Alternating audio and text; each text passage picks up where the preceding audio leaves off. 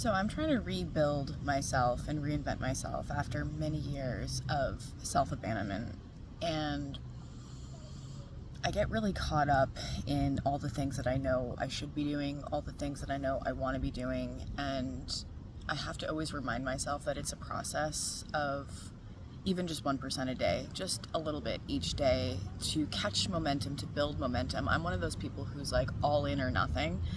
And it can be really difficult for me to see the progress that I'm making because I'm not doing the big things that I want to be doing. And so something that I've been doing is writing each day all of the ways in which I took care of myself, all the ways in which I chose to be with myself, to not abandon myself.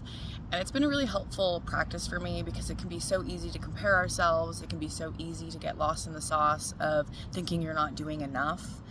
And I know for me, living this van life, car life, sometimes creating a little bit of structure is difficult.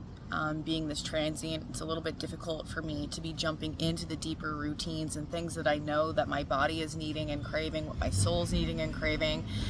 And again, I get lost in the sauce. I get really down on myself, really hard on myself because I'm not doing enough.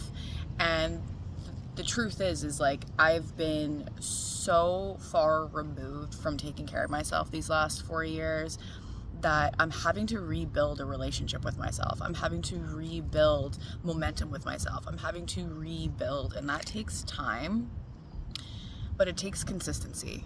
And consistency doesn't have to be this big grandiose gesture. Consistency is just showing up for yourself in some way or another each and every day. And when I do these, writing out at the end of each day how I actually took care of myself, the things that I did, it starts to make me realize that I'm doing a lot more than I realize, and that I just need to be more patient and trust that when the time is right for me to start implementing some of the bigger things, I will. And that sometimes life is just on a timeline all of its own. So I wanted to share that with anybody who is struggling with thinking and feeling like they should be doing more.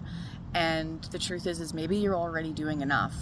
And maybe by writing at the end of each day all the ways in which you took care of yourself, all the things that you actually did and accomplished, it might not make that gap seem so bad. So leaving you with that.